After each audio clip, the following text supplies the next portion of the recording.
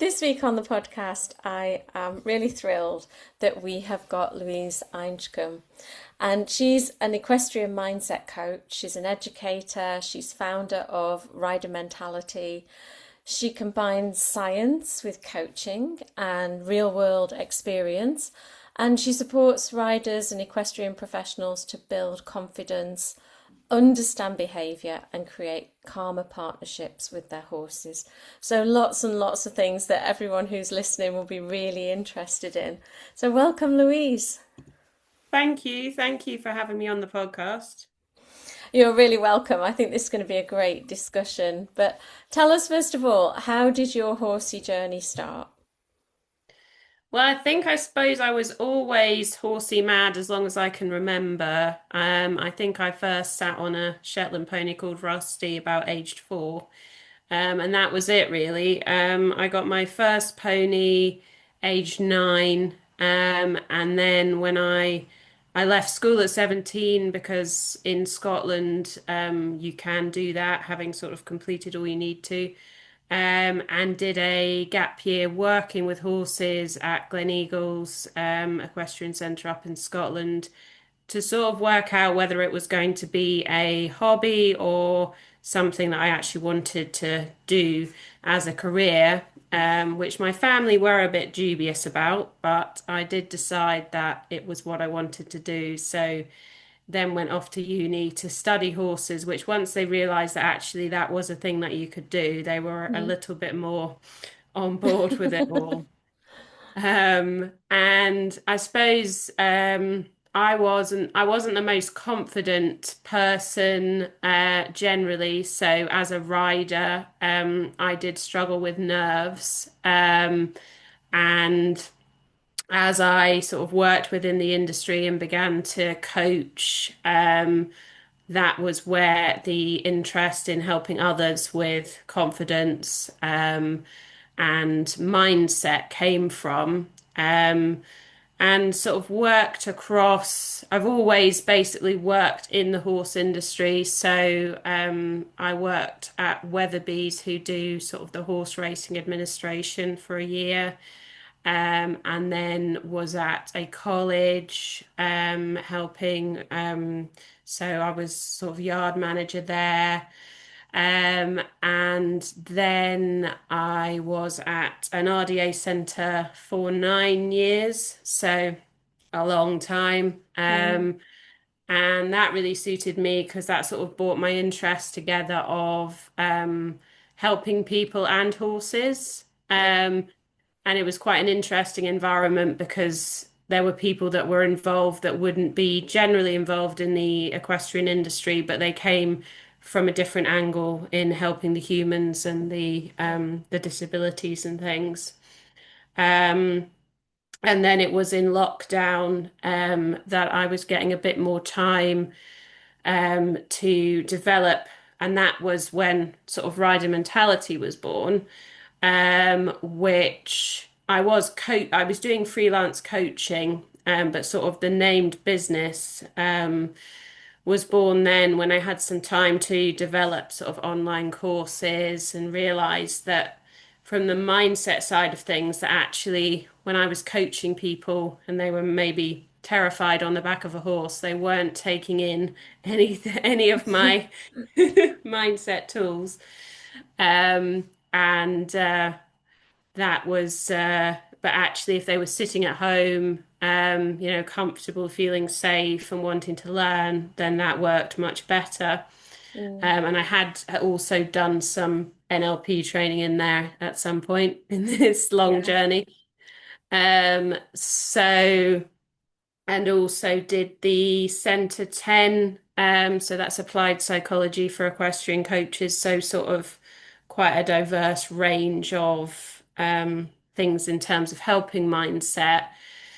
But the angle I sort of started to develop was actually looking at the horse behavior and the human behavior. So, you could see how if you look at one in isolation, you do see an improvement to a point, but then maybe either the improved human goes back to the horse, or the horse who's had help from a behaviorist or whatever goes back to the human. And actually, and there's also, I think there's opportunities to grow together, which I saw from working within the RDA and the therapeutic element of the horses, which was the group that I was working with. We were a very therapeutic group. We weren't competitive really or anything like that. So you start to see that there's huge opportunities here for, and I think that's also something that often lacks, where we have horses, we know that they're therapeutically beneficial, but we actually Mm. aren't doing anything to really optimize that.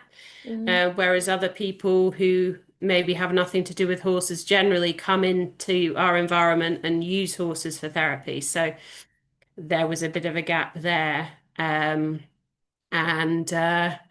and now I'm working sort of full time on rider mentality and working with a lot of neurodiverse, doing actually a lot of horse care training, which for me I'm sort of coming to enjoy more than the coaching riding. I mean, it's nice to help people with that side of things, but then for me, it's more about trying to improve the welfare, the understanding, understanding the importance of being around horses, not so much, telling someone whether their position is correct or not. So. Yeah, yeah, yeah.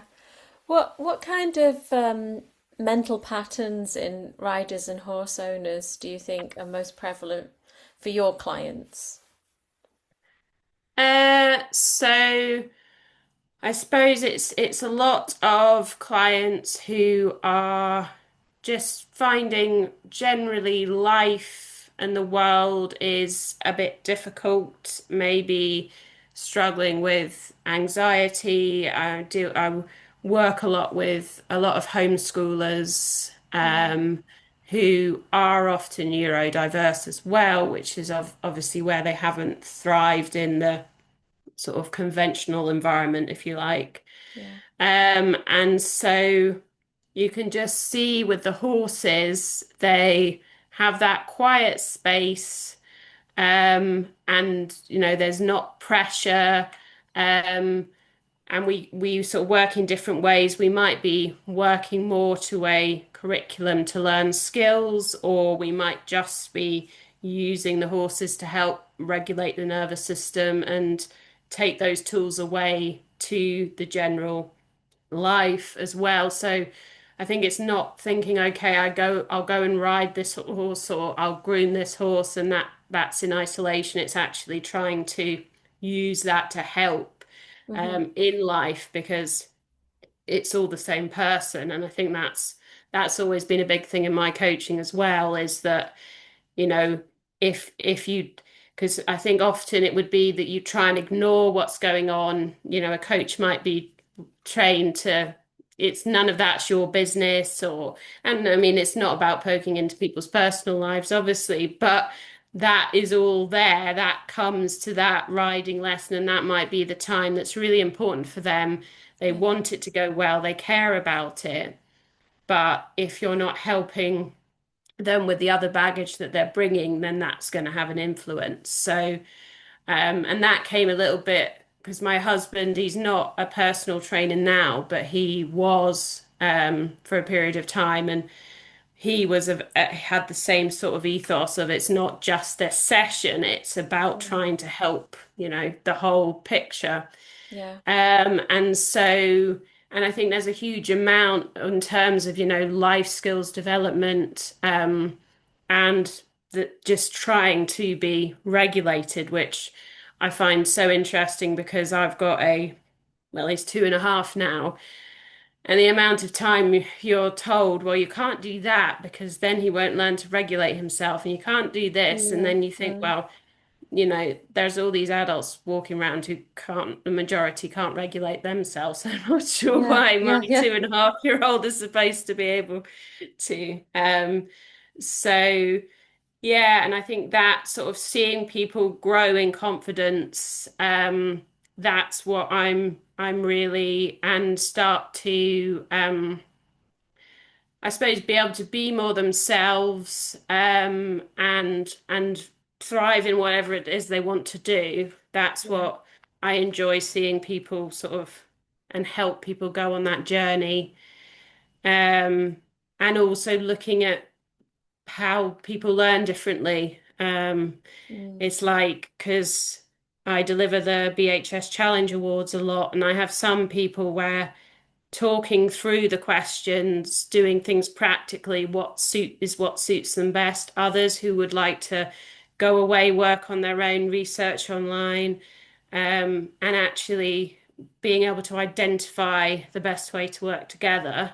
Um, that I find rewarding as well. Yeah, yeah. So many things that you said there that I thought, oh yeah, I agree with that. Yeah, yeah, yeah. Especially, people think that their problem is to do with riding because that's where it kind of manifests, because this is your hobby, this is your free time, this is your enjoyment. But actually, like you said, you are bringing that baggage from everyday life with you. It's just showing up there. It's just like it's got all these flashing Christmas lights to it that you realize it's there. So I think that's so important that people realize that what you're doing as a rider may mirror what you're doing in other parts of your life. Um, and also, it kind of brings us on to a little course that you've got about self-compassion for equestrians. And I thought that what a super name for that. I don't know anybody else that's done a course like that. Um, so thinking about self-compassion then, um, how does it help you in terms of being a rider and your performance? Well, it's an interesting one because self-compassion, people can think, oh, that's a little bit woo, and that's a little bit just telling, not making yourself accountable, just, don't bother getting out of bed in the morning or needing to do anything. Just be Yeah. kind to yourself. It's interesting because actually, if you ask people about what potentially the negatives are, that's the kind of things they might say. Yeah. But it's not. It's actually it's quite a strength because it's asking the hard questions maybe of yourself and actually what's going on and not I'm going to be as busy as I possibly can be, Mm. so that I don't think about those things that I don't want to think.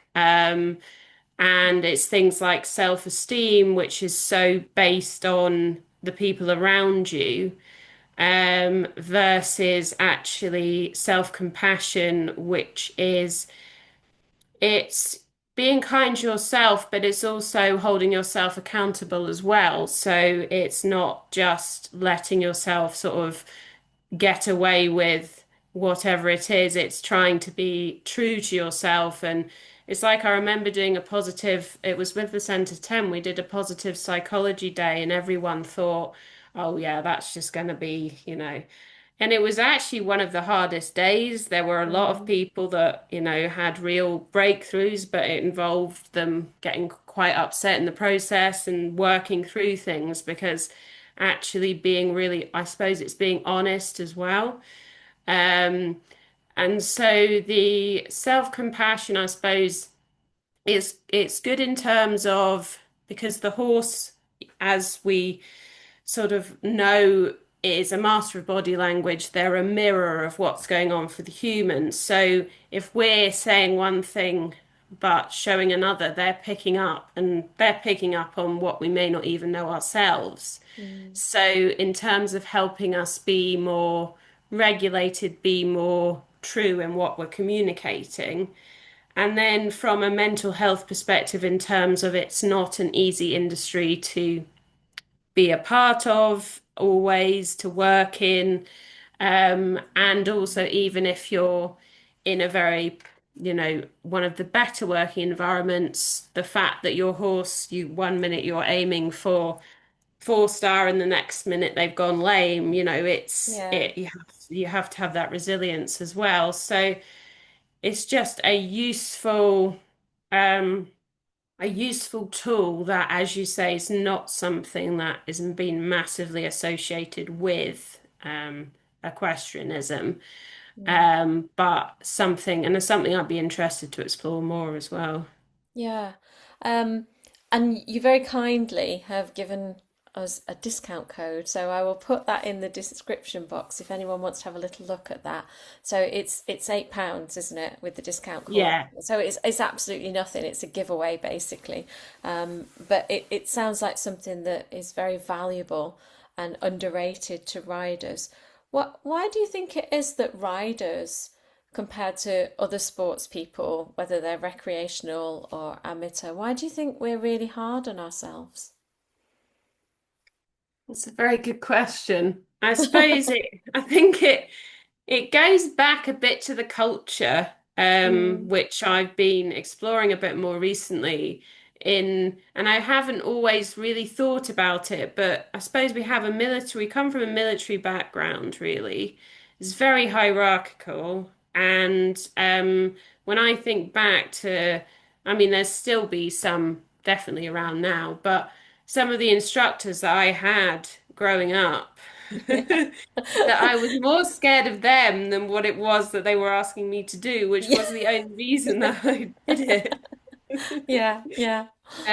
So I think there is a lot of fear, unfortunately, is the basis of leadership. And you see that again, I was speaking to someone recently and saying most of the yards I worked on that, the leadership I was scared of. And so the culture that it creates, I suppose you become or you feel that you need to become quite hard and and I suppose it's you're out in the elements, you're doing physical labor. Mm, Um, it's not an easy line of work, and also can be quite isolated as well. yeah. And I think often where people, it would be better that people try to come together and create a community. They don't. They're more about, oh no, your competition to me. I don't want to be. You get a lot of that with Mm, like even other parts and even maybe thinking mindset or where somebody else will think, well, I know I'm a mindset coach as well, so I don't want to talk to you yeah. because you're my competition. And Yeah. it's actually like, well, that it's room to collaborate, room to exchange ideas because we're all different. We've all got different stories, different backgrounds, different bits that we bring. So yeah, I think an environment and culture probably have a big part to play. Definitely. Yeah, definitely. I think we are a breed apart, from other sports people and people who enjoy sport. There is some, obviously we've got this semi-wild animal to contend with as well, but there is something in our mentality. I don't know whether it's tenacity, resilience, doggedness. I'm not sure. There is something, but there is, like you say, there's that hierarchical thing that's it ends up being a bit negative. The Yeah, we're because we're as you always say, striving. there's definitely positive. There's Mm, positivity in what we're doing with these half-ton animals. yeah, Definitely. yeah, yeah. Now, I'm really interested to hear about the book that you're writing as well. Tell us all about that. So it sort of comes from the idea that we explored a little bit in the conference that you kindly spoke on as well last year. But I suppose I take a real interest, obviously, in welfare, and a big part of what I'm trying to do with my business is to help to improve welfare. Obviously, there's a big drive within the need for social license within the industry, the need to be held accountable to people outside the industry to think that what we're doing is okay. And obviously, there's a lot of cases where they don't think so. And some of that is, well founded as well, unfortunately. But this is the idea, sort of, so welfare within, exploring actually the psychological elements of why it's not just about coming in and saying, right, okay, so these are what we need to do, these are the standards we need to work to, which is all valuable.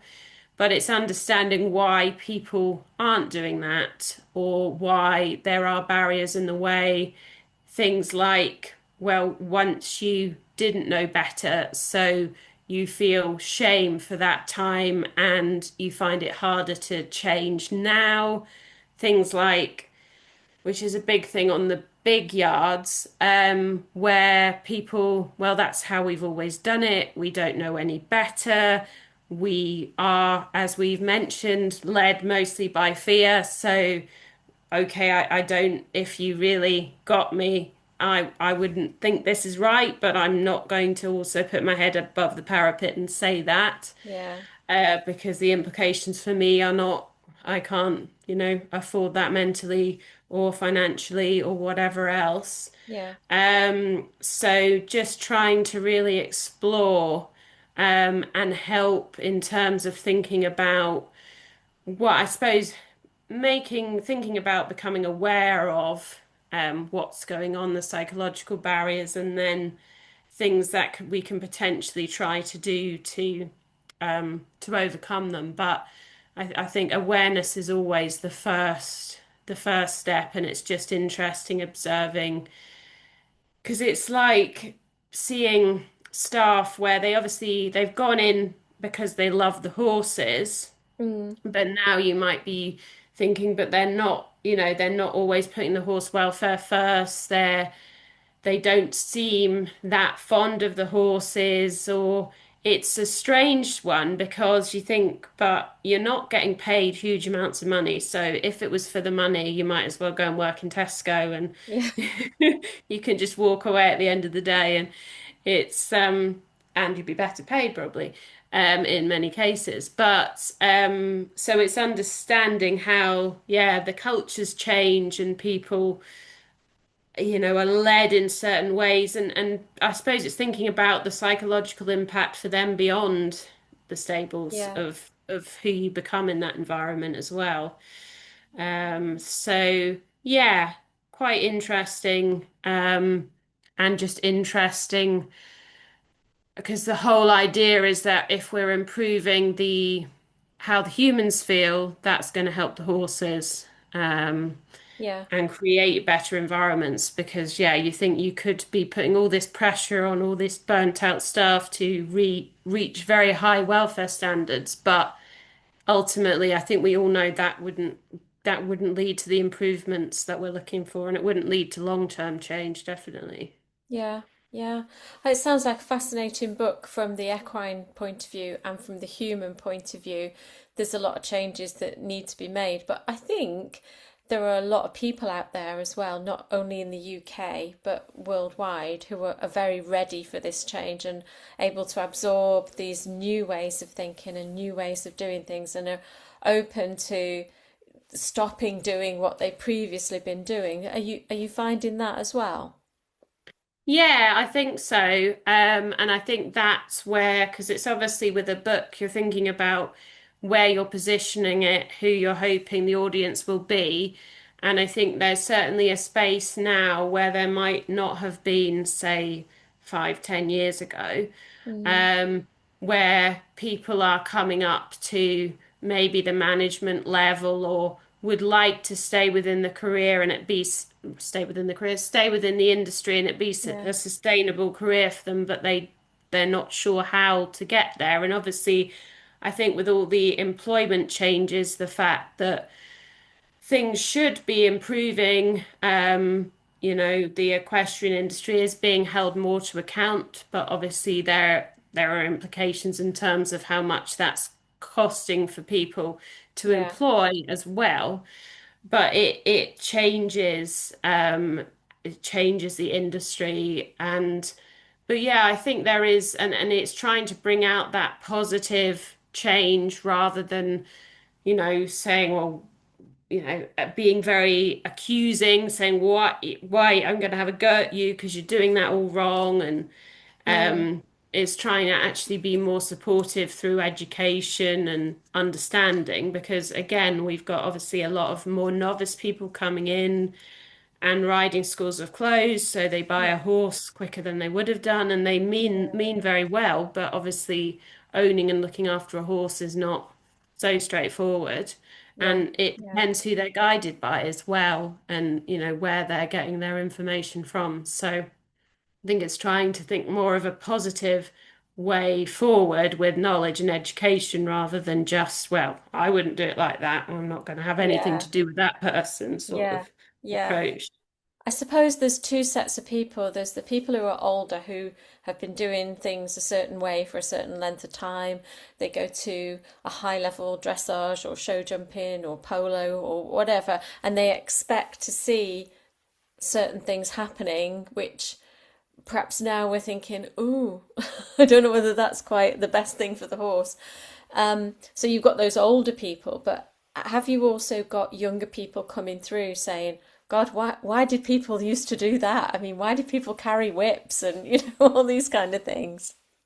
Yeah, and I think you can see actually when you think about it that there are changes happening faster now. The things like the whip rule, that obviously is championed by World Horse Welfare, the fact that you can use your voice in British dressage and Mm, British Riding Club dressage tests. Now that has obviously not been allowed for the whole time that I've ever competed in dressage. But actually, it was interesting because when they came down to it, there wasn't a massive reason not to. But obviously, the people where it, well, there would be some people where they'd say, well, that's an absolute outrage because change is difficult. Um, and it's things like the fact that we all get on, and I always joke about it with people as if we have a sword, and I've never yeah, mounted anyone that had a sword. And it would be much better for us and our horses if we got on both sides. I haven't yeah, instigated that yet, but I think there is much more because a lot of it is very tradition based, yeah, cultural, and not questioned. And I think, as you say, there are more people coming up questioning and things like I saw people doing dressage tests without a bridle, yeah, and they'd gone to, a big venue and an unaffiliated or whatever. And so, yeah, I think there is definitely a movement, and it's just asking why in a lot of cases, and then absolutely. if it's just because we always have, or it's a just tradition thing, then can that be changed?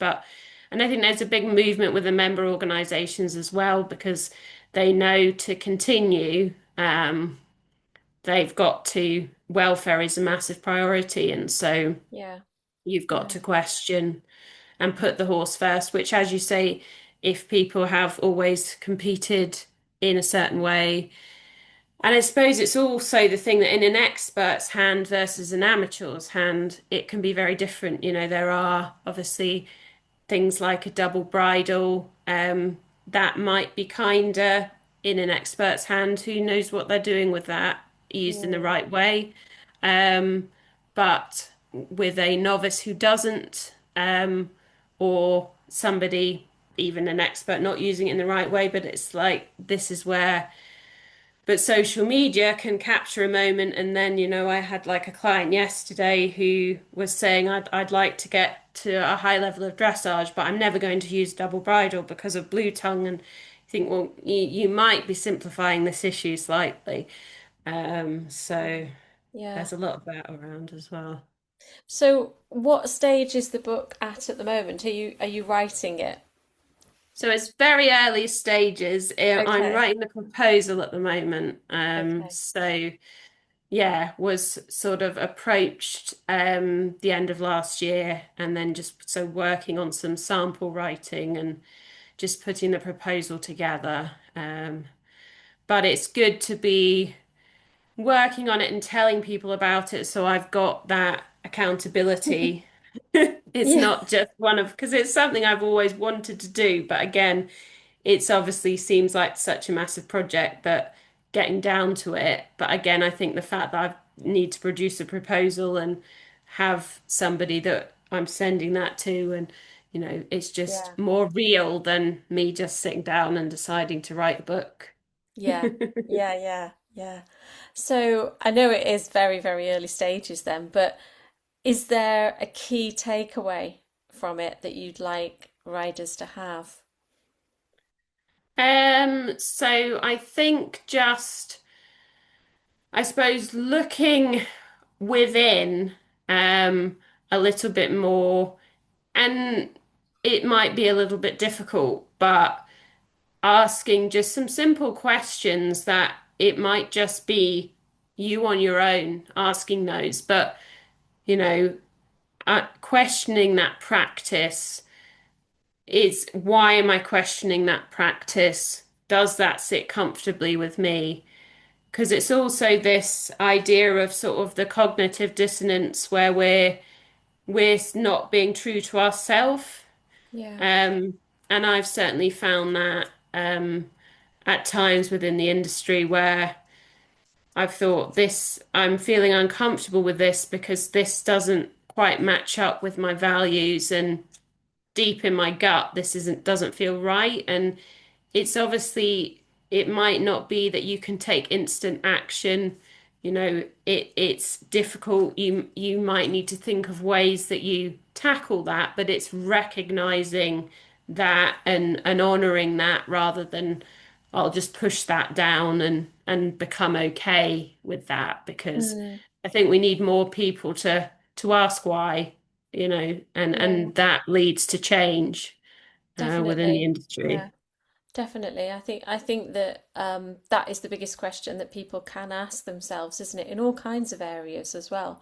Not necessarily the horse rider dyad or the partnership, but also outside of that in the wider equestrian world, that there's lots of things like you said, um, that we do traditionally, or because someone taught us to do it that way, or because we sat an exam and we had to learn to do it that way, and it took us ages to learn to do it that way.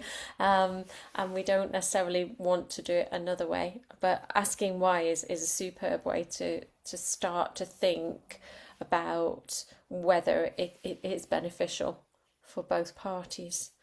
Lovely. Well, I have so much enjoyed chatting to you about mindset and about welfare. It's been fantastic to meet up with you again, and all the very best for your book. Do let me know when it comes out, and then we can have another chat about it. So, where can we find you and Rider Mentality on the internet and socials? So I will share the links with you, but it's basically rider mentality um, on Facebook, and then I think rider underscore mentality on Instagram. Hmm. And then the course platform is rider mentality on MemberVault. Um, I'm getting rid of my website, I think, because it's just a bit outdated and doesn't really go with what I'm doing now. Okay. Um, so, and I'm also working with equine distance learning with the online courses. So I will share their details with you as well, which is Super. very in line with the rider mentality courses. Great. I'll put them all in the description box so people can find you. They can find the self-compassion course, and they can find out all the things that you do. Thank you so much for coming on the podcast. It's been fantastic to talk to you. Well, thank you very much for having me. I've really enjoyed chatting.